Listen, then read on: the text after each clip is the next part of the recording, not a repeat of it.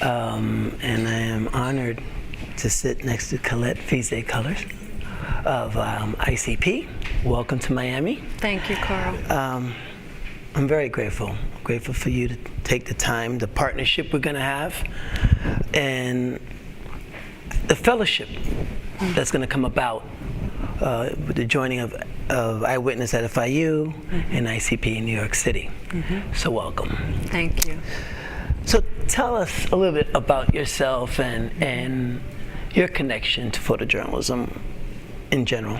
Okay, so I'll start by first saying what ICP is, and that's International Center of Photography in Lower Manhattan.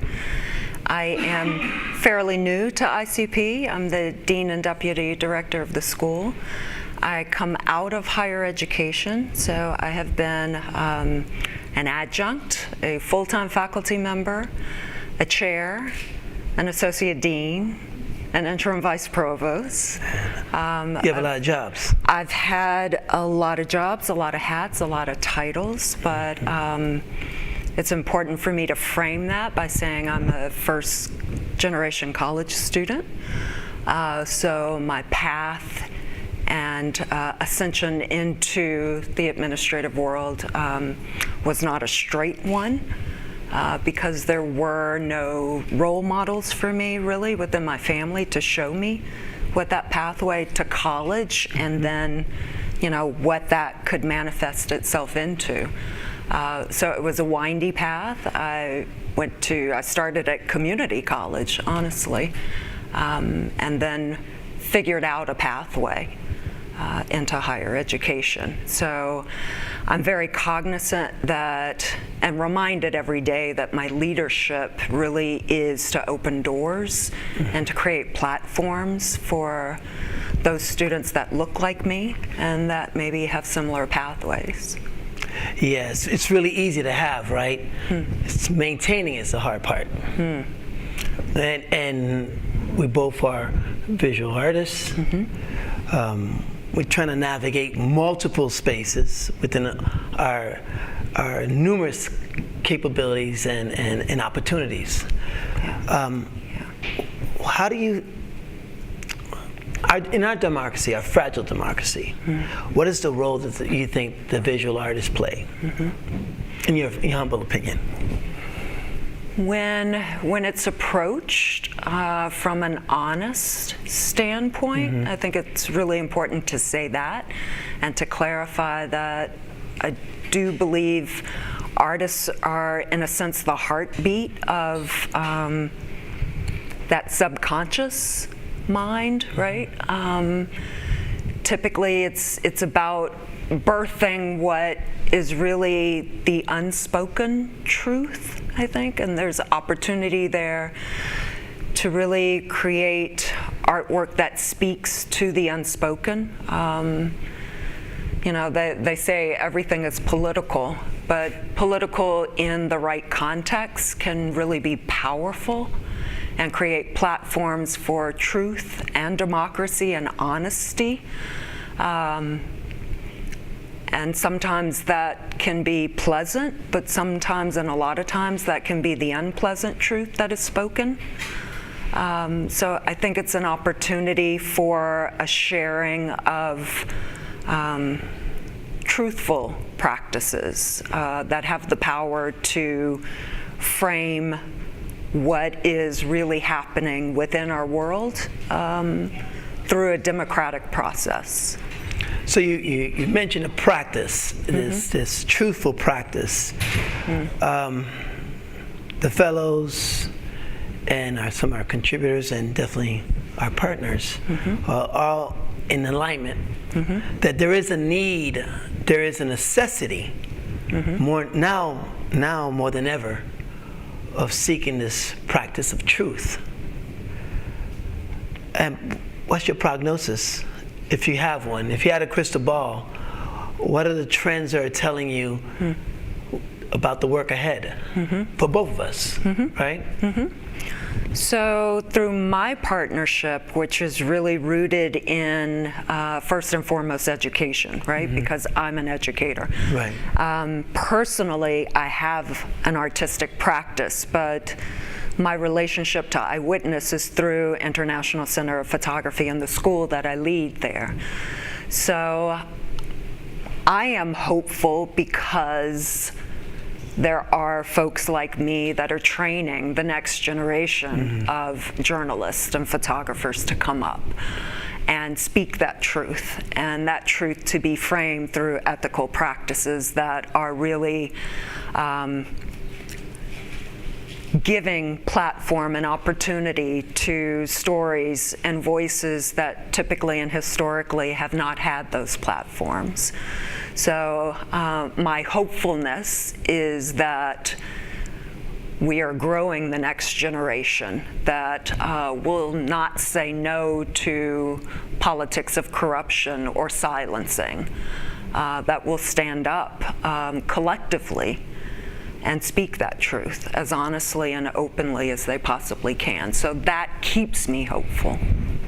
Well, we all know there are institutions, people of power, who would then, with abundance of evidence of our growing democracy and some of the injustice that were done in its name, that would say to both of us that it wasn't all that bad. How do we prepare our students to offer a more truthful and honest rebuttal? Because the discussion prior was talking about the role of social media, the lack of critical thinking, and other elements that are involved in the public square, the public conversation that we're currently having. And this election cycle, you get to hear these refrains, which are not necessarily based on the things that we're working towards. So how do we arm our truth tellers, our first responders of facts? How do we arm them and make them understand the importance of putting that mic to mouth? Absolutely. I think it's done collectively. I think it's accomplished collaboratively. I think we that are in the positions that we're in at the moment, right? Those leaders, those folks that do have the platforms, you, me, I think it's important for us to model that. I think it's important for us to collectively come together because you can't do it alone. So we have to actually be brave enough to do that. That's a really good word, because we always kind of describe time in terms of a single word or phrase. I would say that this time is the era for courage. Absolutely. And this is why, when we met in New York and we had that wonderful conversation, and it was myself and Professor Friedman, and we're sitting across from each other, and I quickly understood that I was not speaking to a stranger, right? But I was speaking to a very close ally. And we know similar people in our passing, but we never really met. No. And it amazed me. This common pursuit has brought us here on this stage this weekend. Absolutely. And to be in the presence of very brave and courageous truth tellers. How does that make you feel? I mean, you've been here, for a couple of hours here? Well, what's the vibe you're feeling? Synergy, family, partnership. I think everyone that is affiliated with Eyewitness has at the core a burning desire and an urgency, because the work is urgent. Global society is at a reckoning right now. I can't even say right here in our democracy, but democracy worldwide is at a reckoning moment, and it's going to take a collective form of action, folks that really feel the urgency of that. The moment isn't tomorrow, the moment is right now. And you have to step up and use whatever voice, whatever platform you have, and know that even if you can change the narrative in one person's thinking, that collectively there's power in that, right? If we all can collectively change the way somebody, one person views the power of democracy, the power of collective voice, no matter where you're from, no matter your economic background, that you have something valid to contribute to society, right? That we are all in this together to do right by the world, to do right for ourselves, for our family, for our children, for our children's children. For me, it's that urgent. And it's not time to sit back and say, oh, that it's the responsibility of someone else. It's our collective responsibility. It's our individual responsibility to do what we can to change whatever that false narrative is that is being disseminated pretty hard and heavy globally right now. The power of the image is just that. It's powerful. You close your eyes and you hold it, right? You open your eyes and that image is there. The power of the image can't be taken for granted. And how we actually share that in the world, I think, is the important way, how we frame that, how we get it out, and how we use it to do good and not to do bad. Right. You talk about power, and you have the power of the pen.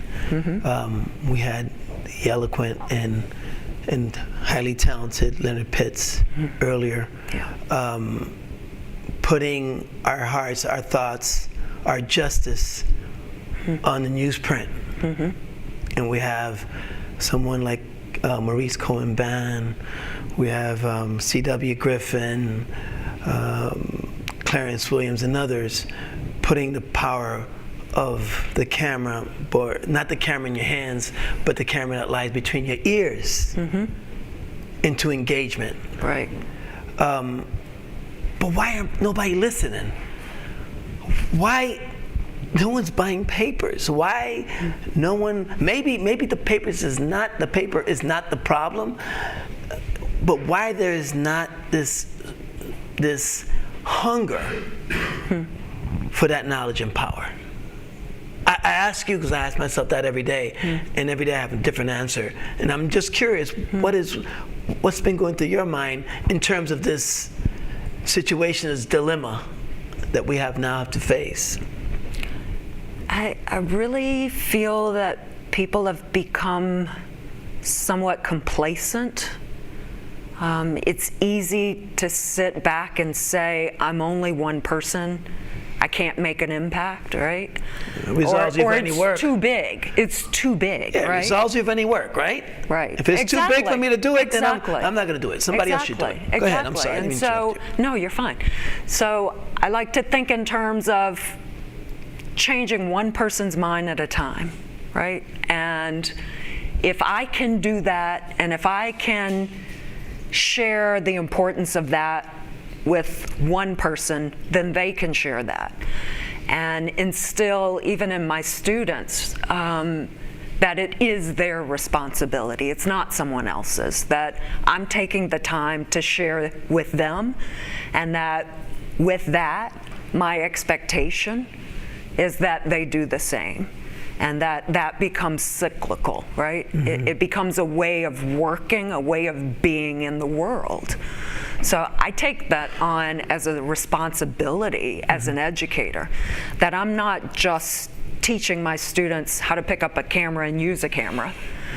I'm not just teaching them how to frame a story, but I'm mentoring their whole selves. I'm teaching them how to be in the world as an image maker, as a storyteller, and that there's responsibility in that and to that, and it is their responsibility. So I think if we share our skill sets and we share it in that full way, right, and that we hold ourselves and each other accountable. I don't think people use that word enough because it can be a scary word to use, but I do think there's an accountability. And I'm holding you accountable to Eyewitness, and I hope you hold me accountable to do my part in that as well, right? Yeah, I like what you say about accountability, but there's the other side of that coin is this fear. This fear of everything needs to be perfect. Everything needs to be presented. The image has to have, perfect, presentation. What they call a hyper detail. Everything you could count the eyelashes in a person's eyes. But what good is catching the flesh if you lose the soul? Oh, well said. What good is that? And I think Eyewitness is really want to engage not only with one another and holding each other accountable, but we also want to hold the system which we have to navigate accountable. Absolutely. And it gets messy, right? I mean, you have budget requirements, limited resources, and all those things that comes into establishing this manifestation of equity and truth. Right? So we have to navigate those spaces and create a pathway. Absolutely. Which when I get up in the morning and I look at myself, like I got up at 4 o'clock this morning, and I needed no coffee to move on. I know I'll be tired at 11:30 and probably pass out. But you know what I was thinking of? I was thinking of Carol. I was thinking of you. I was thinking of Rebecca, Michael, Leonard, and Jose and Luis, CW. I was thinking of them because it's really important that you're not in the struggle alone. Yeah. And I think Eyewitness is, if it's anything at all, what it truly is like fingers to a fist. Absolutely. This allows me to be accountable for me. For you, absolutely. Right? We have to all hold ourselves accountable first and foremost and prioritize. You have to make a decision, what is a priority, right? A collective decision. A collective decision, but also an individual decision too, That's true. Right? Correct. Each and every day, you have to get up and say, that's still a priority, right? It's not a one-off, it's not a one-time decision, but every single day you make that decision. This is a priority, again and again and again. And roll up your sleeves and be ready to do the work every single day. No matter how hard, no matter what roadblocks get in the way, you still make the decision and make it a priority, right?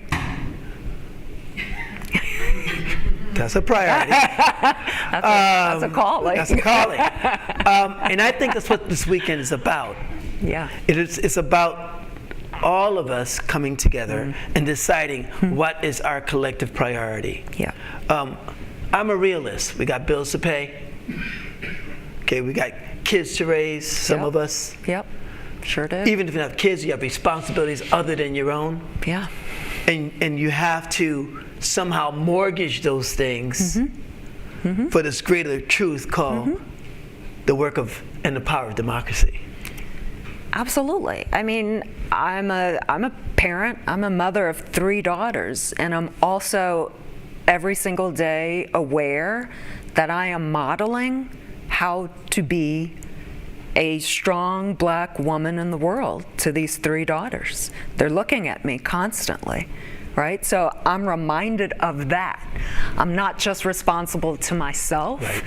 but I'm responsible to the next generation, and that starts right there in my house, Right. right? So we're about to give birth. We're about to give birth to this institution. But it's not necessarily about guarantees, because, like I said before, anyone can have. But how many of us have maintained? What does it take to maintain your craft, to maintain your freedom? And there's a cost attached to that, There's a and it's cost. definitely a tax. There's a cost, there's a tax, yeah. But I think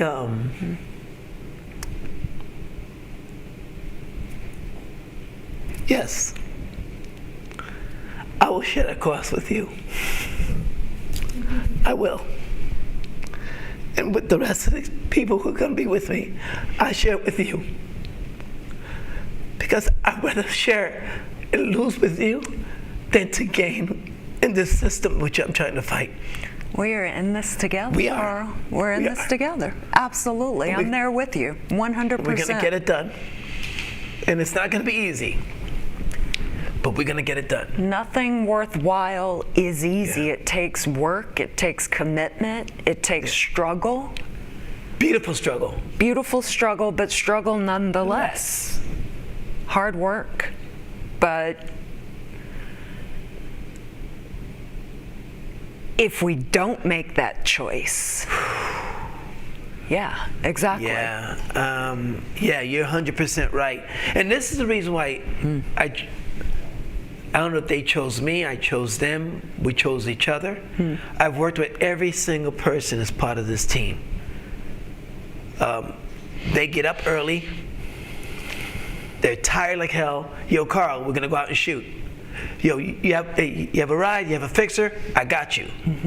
Well, you need a place to sleep, I got you. And to have that type of family, we're gonna get it done. Absolutely. Yeah. So you asked me why I was hopeful, right? It's because of that. Collectively, right?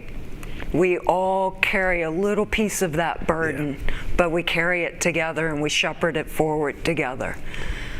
Yeah, I was thinking last night how heavy this load is. And I said, man, I'm so happy I have so many hands help me pick it up. I was like so tired. I was like, I remember seeing Carol working in Haiti, Michael in Iraq. We were joking coming here about me and Michael were driving, and we were in Alhambra in Baghdad, and we were reminiscing about this piano player. He probably had been a better piano player if he had a better piano to play on. But Michael said, yeah, man, he'll start playing, he'll hit that sour key, but no one ever asked him to stop. And I think we cannot stop. No, we cannot. We got to play this tune to this very end. I mean, there is an amazingly powerful and talented cohort of people. Yes, they are. That have said yes to this calling. Yes. And it really is a calling, I do believe. Yes. And since we all have come together face to face and are starting to realize just how many folks in common we have together, right? Even though a lot of us, this is our first convening, our first time meeting. Yeah. For me, it was just really eye-opening that this didn't happen by chance. These people collectively didn't come together by chance. That we were meant to be here in this space, at this time, at this moment, collectively together to do this work. And personally, I feel so honored to be a part of this, to be with you, to work with you, hand in hand, arm in arm, to actually make the world we imagine. I mean, that's really what this work is about. It's about making the world we imagine today for tomorrow. I guess that's what democracy is about. Yeah. Making the world that we imagine. And the role of the press is to record that first draft of that dream or that imagination, and to hold those accountable on this social contract. Absolutely. Called freedom. Called freedom. I am blessed. I am worried, but I'm not scared. We got work to do. Yeah. We're gonna get it done. All right. Thank you so much for your time. Love you, Dave. Love you too. Love you.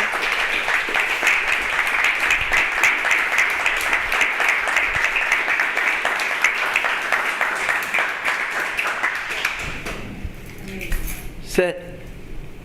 You want to take questions? You want to take questions?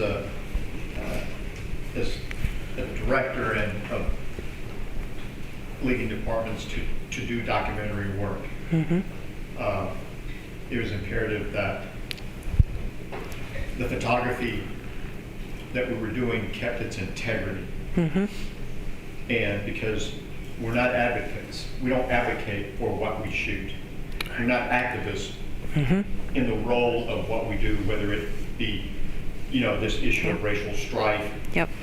Black Lives Matter, LGBTQ issues, anything like that, the immigrants that are flooding, and coming into this country. I would say there's 15 million that have come, the last, 10 years alone, if not more. And I think it's important to have that, to remain true to the integrity of the moment, because we are documentarians. Absolutely. Okay. And because the truth is kind of thrown out there, but the truth really comes from you defend the photography because it will speak to the truth. Every time. The truth. Okay.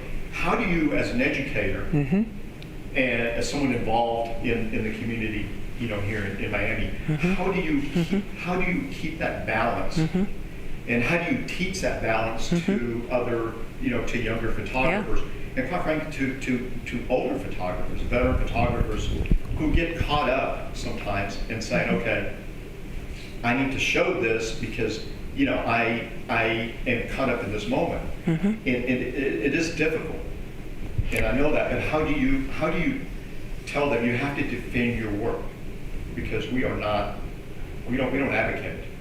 It starts before the student even picks up the camera.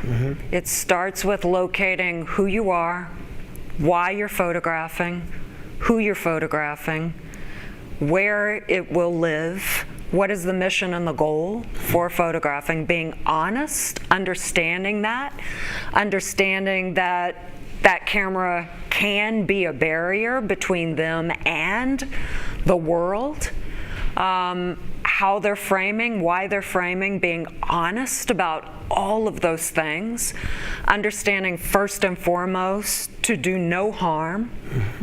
I mean, everything that I do as an educator is framed around all of the ethical frameworks of making, how you make, why you make, and how that is shared in the broader scope of the world.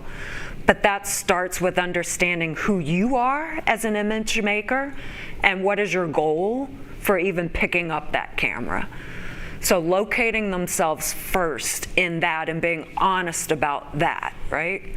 But then also thinking in terms of the environment, and always holding right here in the forefront of their brain that they are approaching this from an honest standpoint and trying to remove their own personal feelings, that this is about storytelling from as truthful standpoint as they possibly can. Before they even pick up the camera, it's all about just grounding how you make and why you make. Have the lines been blurred, by the stories that we have covered? And, especially as the difficult themes that we have been involved with. I've never been in the field to do it, but I have had photographers go out and shoot that and cover these really difficult issues. Immigration being probably at the forefront of sort of the work that I've done ever since I was a director photographer in Miami, and then going to Texas and being the director in San Antonio, where you try to, really instruct the staff, your photographers that are doing that kind of coverage, don't blur the lines, because and you have to really defend your work. But I think that there are times that these inherent biases that we all have tend to creep into the subjective decisions that we make on what to shoot and what not to show. And when I speak to the integrity of a moment, it was a photographer, and everyone that shoots here is aware of this, is you make a subjective decision not to shoot something or to shoot something. And this is where the biases creep in. Absolutely. And that's where the lines become blurred. And not that I'm a purist at the sense, but I know I'm not an advocate. I have my own opinions about what it is that we cover. And in telling photographers, and I've had some very talented photographers do different stories, from immigration here and quite frankly in the diaspora here in Miami, with the Haitians, the Cubans, and then all the Central Americans in Texas, and the Cubans and Haitians in Texas coming across, because that's where they ended up. It was sort of ironic that that's how it actually happened. And telling them, you are not an advocate. Right. Okay, you are not advocating for this. You let your photography dictate that. And it is very difficult, because we're not, we can't just stand out there and decide that I'm not going to shoot that, because in my heart of hearts, I think that will send a message that I don't feel I'm comfortable with. Yeah. Leonard Pitts is an analyst, he is an opinion writer, he's a columnist. He has that freedom to be able to do that, and does it incredibly well. Okay. As documentarians, we can't do that. Right. Okay. Right. It's a different type of journalism, and we have to allow the image itself, the power of that image, in all its truth. It has to be fair, accurate, and truthful. It has to be to the subject that we're covering. And I've been in this, been doing this for a long time in terms of being a director, and I have seen those lines blur. It is bothersome.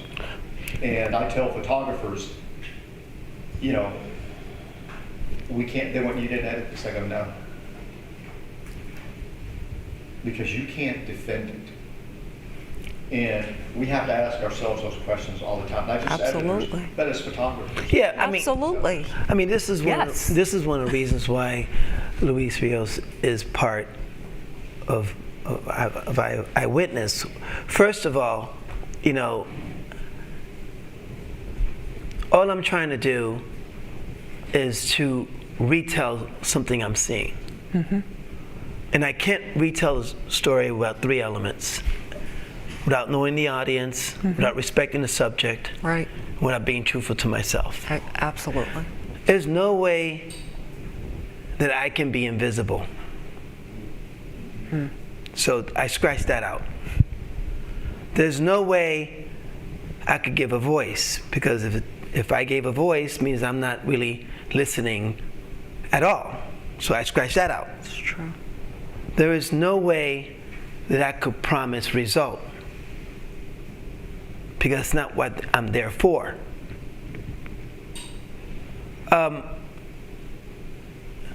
Democracy is messy. Journalism is messy.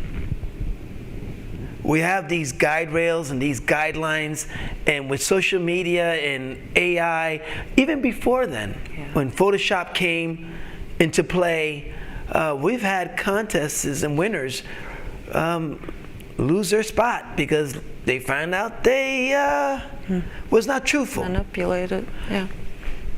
You have to live with yourself, folks. Imagery is a mirror. And if you face the mirror in disguise, believe me, sooner or later, you cannot wear disguise long enough. That's right. You will be naked. And I just hope the audience will be very kind to you. Because what's more powerful than an image is a byline. That is the insurance that you can believe in what you see. And that you know the cut line gives you the context in which you are viewing this image. For me, imagery is not about showing. To me, imagery is about reflecting. When I look at a good image, today I was looking at all these amazing images by some of my amazing friends, and every image, I could place myself in it. If I can't place myself in it, no disrespect, I'm just not interested. We have to see how humanity constantly, and again, Luis, in honor of you, this is why you're here. Because if I lose my way, each one of y'all will say to me, yo, Carl, that's right, you might want to check this. I had my boy say, hey, ease up on the damn transitions. I said, I was in a rush, got to do it. But I was glad he said that to me. Because I need, during the video, what are you looking at me whispering for? I'm being... I was telling Leonard that I hate those transitions. I know he hates them. Oh, wait, well, look, me and Michael, we have a love and hate relationship. We got into this big argument during a contest. But it was good. It was good. Oh, you're in POI? Yeah, POI. Yeah. You talking about that bouncy shit? Yeah. Get out of here. Hey, get out of here. It was like Hey, who's on stage? Y'all two. All right, hey. As I was saying, it's good to be transparent. And your friends could be honest with you, and you could be honest with your friends. But when you're dealing with the public, that trust is the same type of trust. We do no harm. We do no harm. We're coming from a good place. Absolutely. There's no shaming. You don't have to hang people. People will hang themselves. Trust me. But you can also say, that's not okay. That's not okay. We will not accept that type of practice. Right? And that's where you have a good editor, you have good colleagues to walk you through, and making sure that what you say you are is what you become. And you hope you're working for a good paper. Yes, that will, at the end of the day, do the right thing. But I think we have to create that, Ozzy. We have to create, I think we as visual communicators have to create a new space in which we do our work. I agree. I think we cannot allow other people to dictate where our pictures are hung. That's right. It has to be in our house, not your house. That's right. I see there's a question back there. Wait, young lady. Student first. No, you go first. Oh, okay. Well, yeah, I'm one of Carl's students at FIU. But I have a question, but first I have to put in the framework. I am a younger person. I was born in 2003. So the most newspaper I've seen is like in art classes. Like wow. Wow. There you go. Yeah, paper is gone. Paper's gone. Talk about honesty, I had to put that out there. But I was going to say that, like, me growing up in an age where everything seems like it's either entertainment or performance. Like my generation is the one that made like unsolved murders and serial killers into entertainment, into like they serialized like true crime podcasts, true crime series, live action movies about serial killers in real life that they like just twist things and stuff. And as documentarians, I mean, I'm not a documentarian. My major is history, but like I know someone who wants to be a documentarian, and she's my age, and she finds it difficult to kind of find the line between like, you know, this world that is kind of geared towards everything has to be entertaining or you lose interest. Like everyone knows that people only really focus on 7 seconds of footage before they swipe. Everything is swiping. You swipe Right. all the time. Yeah. My life is swiping. Yeah. So Wow. I was just kind of interested in how, as like photographers and documentarians, we kind of like have to deal with this new like age of like everything has to be entertainment, everything has to be performance, it has to catch our attention immediately, or this new generation just won't see it, won't watch it, won't engage in it. So I was just interested in what your Well, again, yeah, I think your comments are on point.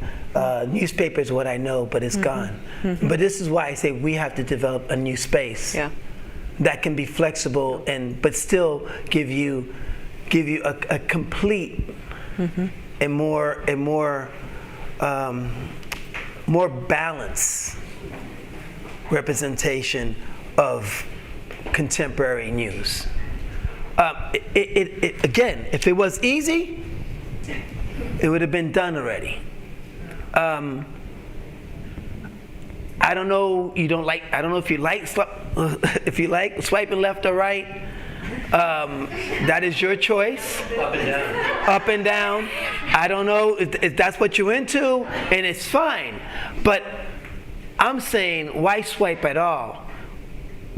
Why can't you go in front of a piece of art and stand and look at it and not look at something within a box, within a box, within a box? Your imagination should be spent in dreaming of things that not yet has come or arrived. Your imagination should not be, oh, what an elephant looks like. This is our problem. Yeah. This is our problem, this idea of constantly being engaged visually and being entertained.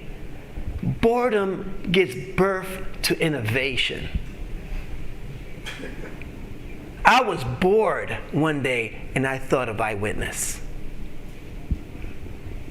There is a importance in silence. This is why I think photographs are extremely powerful. There is a silence that you hear that turns into a roar or to a weep or to a laugh or to a joy. No left swipe, no right swipe, no up swipe or down swipe can give you that. And you choose to swipe, right? You choose to have that form of entertainment. You can choose to make a different choice. That really is up to you. It's up to the generation. I tell my children all the time, right? Pick up a book. Go outside for a walk. Look at the sky. I mean, no, seriously. These are choices you make. You pick up the phone and you choose to go to Instagram and do that activity. You don't have to make that choice. But I also think it's a dissemination of information in multiple forms. I don't think it's one thing. Right. Right? Right. Because we don't learn in one way. Right. So. I mean, my first novels was music. When I found out how Strange Fruit came about, I was blown away. And it really reminded me the power of art, but the power of sharing an experience that is so contemporary that song to this day is as truthful as the day it was written. It's just the bullet has replaced the rope. And Betty Saar's artwork, Strange Fruit, is Yes. powerful. Powerful. Any more questions? Yeah. I'll wrap it up. Okay. Yeah, we're getting kicked out. I'm sorry, we're getting. All right. Thank you all. Wrap it up.